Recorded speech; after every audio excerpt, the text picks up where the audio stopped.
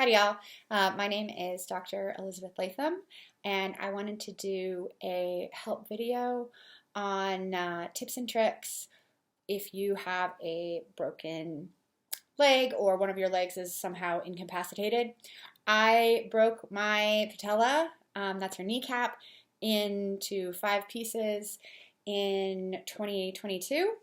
I just got my last surgery to get the pins out and the wires about 3 weeks ago, so I'm finally done with that. I'm out of the woods, pretty much even strength on both sides. And so I thought this would be a good time to kind of reach out and, in retrospect, what worked for me, what didn't work for me, what I would do different. So the first thing is when the accident happened, I just went to the ER, and the ER just gave me like this. It was a brace that was just kind of like hard foam, kind of, and then like Velcro. And I had that for about 2 weeks until I got to surgery. And then when I finished surgery, they gave me a better brace that was hard. It had like metal and padding, and it was adjustable.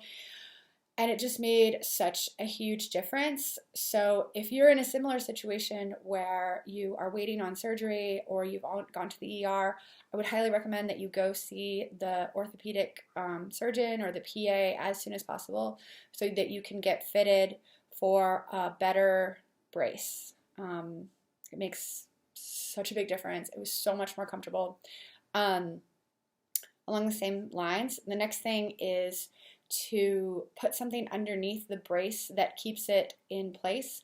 For whatever reason, I couldn't get mine, just my leg shape, I couldn't get it tight enough to stay in place. So I ended up taking like some yoga pants and cutting it was my left leg that was broken, so I cut the right leg off. So it was kind of like using my pelvis as suspenders, and then the left leg was on there, and then it could kind of, the brace with the Velcro could kind of grip onto the fabric. The other thing that worked really well is just using one of my husband's socks. They basically come up to my knee, and that would kind of give something at the ankle strap to kind of grip onto, which was really, really, really helpful. The next thing is, if you're going to be using crutches, you can order online some foam padding, so like memory foam that go in the armpit area, but also extra foam where your hands go. So it's just so much more comfortable. I also ended up ordering like a little purse, Velcro purse, kind of fanny pack type thing that hooked to the crutches so that I could access my wallet, my phone, my keys, like whatever I wanted to store in there, because my crutches were always with me. So those were 2 helpful products. The next thing, and this kind of goes for if you've lost like any sort of mobility, any sort of accident, is I had a tray. So just any sort of tray. And it was full of all the things that I needed. So it had my painkiller, it had my water, it had my phone, it had my charger, it had my supplements, and it would all just go in the tray. And so we have a 2-story house, so if I needed to go upstairs and rest, the people helping me just had that like single tray to like lift up and take with me. Same if I was just wanted to like work somewhere else, I could have everything with me. So they didn't have to make as many trips. I didn't have to make any trips. It was contained. It wasn't, messy. That was really helpful. So just getting a tray and putting everything you need to relax when you're in that, time period of the recovery where you can't walk very much. It's really helpful. The next thing is just pee in a cup. Just pee in a cup. So in the middle of the night, or do, like some sort of like bedpan, it was so painful and also just like really scary right after the initial patella repair to, carefully like lower myself on the toilet.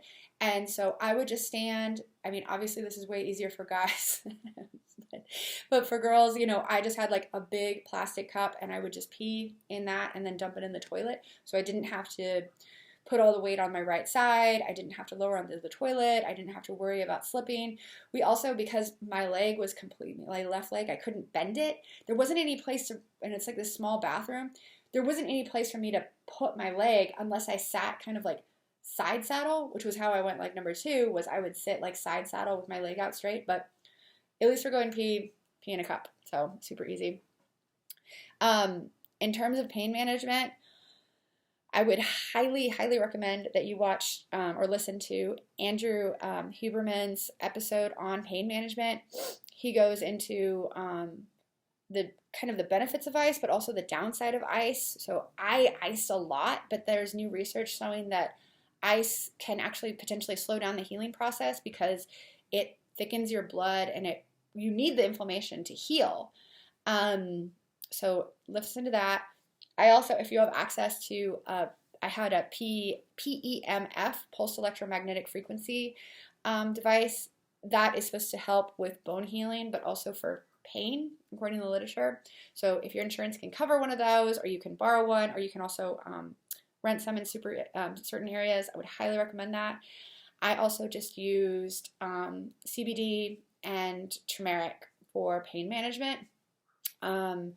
Just because, at least for me, when I take any sort of opioids like hydrocodone, it makes me like really constipated, and then it's just a whole new problem that you have.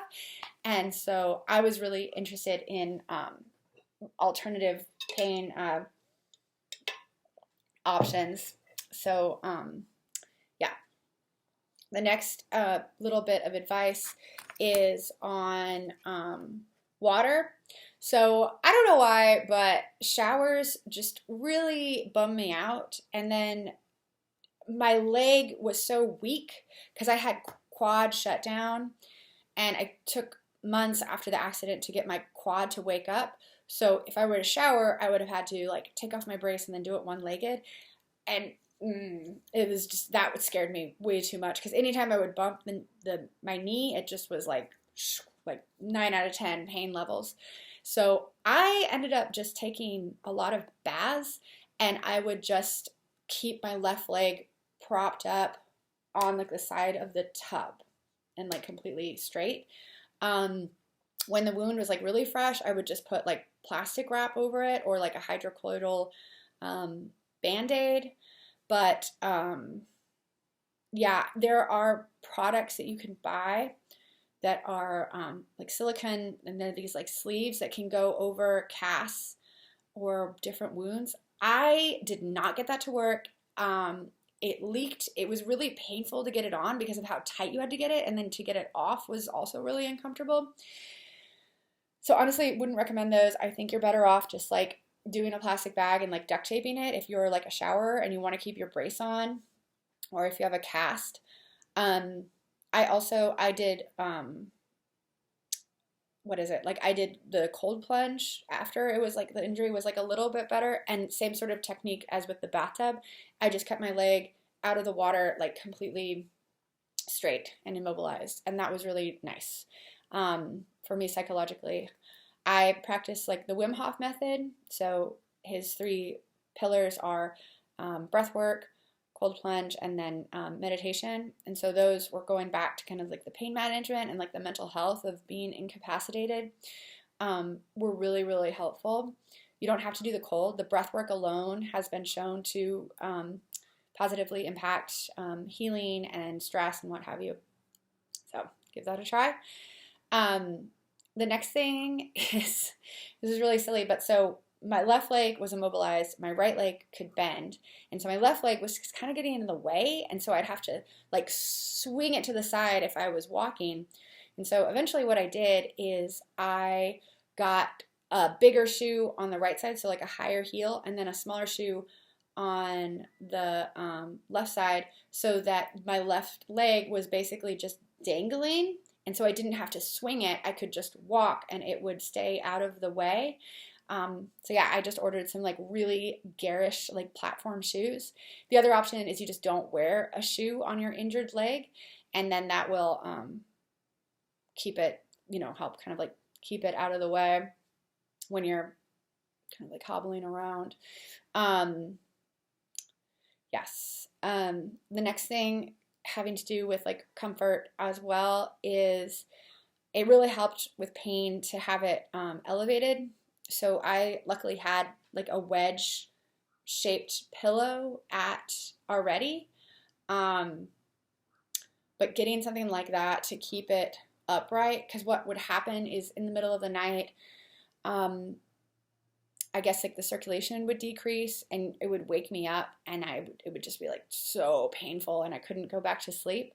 So having not only, either some sort of wedge or just like a good pillow, but having things like properly bolstered and supported and having your like lower back supported is so important.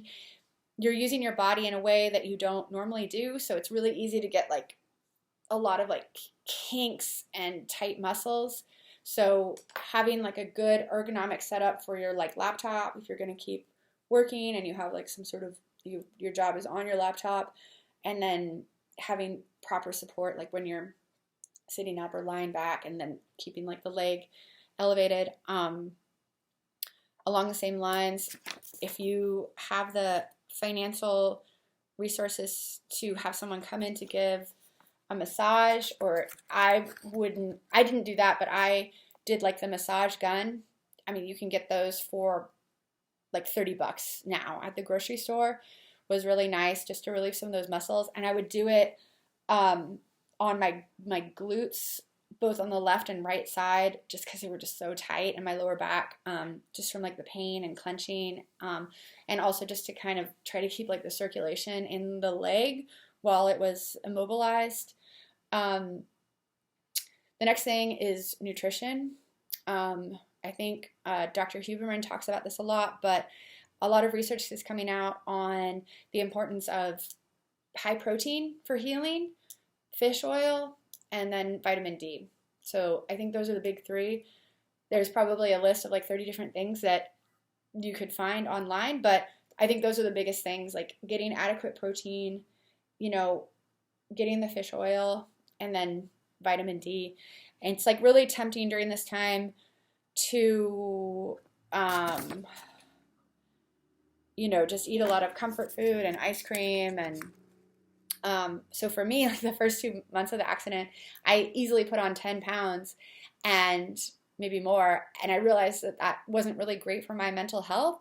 And so I made the decision to go on keto just to manage my appetite, and have like some semblance of control and health. And then, it helped get all the protein in my diet. But so that's what worked for me, but whatever works for you. But I would just not use being injured as a time to be eating,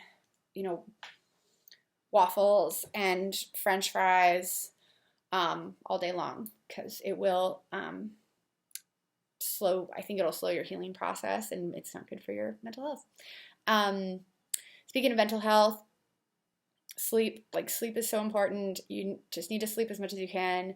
Managing the pain at night, so making sure that if you're taking pills, to take the painkiller before you go to bed, so it doesn't wake you up too much in the middle of the night. Talk to your doctor about medication that might help you sleep. I didn't do that. I wish I had, because after about a week of the pain and not sleeping well, I was just such a zombie, and that didn't help anybody. I was probably pretty unpleasant to be around at that time. The next thing is, I would say, find a PT or talk to your PT as soon as possible. Like within 24 hours of whatever accident you have, regardless of the accident type, talk to them. See if there's things that they want you to start doing immediately, like before you can even get to a point where you can come in and talk to them. I have a good relationship with a PT, and so I called him maybe 2 days after the accident, and he told me some exercises that I could be doing to start the recovery process even before I had the repair surgery. So I would just do that ASAP, like phone consultation or email them, whatever you need to do. Because a lot of them Yeah, because basically you can start really early. You can really early. I also, once I had the surgery and I had the brace and everything, I started doing, like arm exercises. So if you have an arm exercise or arm injury, doing leg exercises, and leg injury, doing arm exercises. So I did a lot of push-ups and stretches and like calisthenics and like arm bicycles. It's just for circulation, mental health. It's just so good for you. And then I guess the last thing would basically be driving. I mean, I was lucky enough that it was my left leg that was injured, but I just made modifications to the car so it could drive. So I just did a really big pillow behind my back and then put the seat as far back as it would go so that my leg could fit and stay straight. And that worked pretty well. I think getting out of the house and feeling useful as soon as you can, I think is really good. For me, like post-accident, my husband had to, take care of the girls, take them to school, pick them up, and getting back into that, being able to drive and contribute to the family again, even if it was just like picking up groceries, was really helpful. So yeah, just trying to be creative, figure out a way that you can drive. I think that's about it. Let me know if you have any questions or if you have additional tips for injuries. And yeah, I appreciate your time and best of luck in your recovery.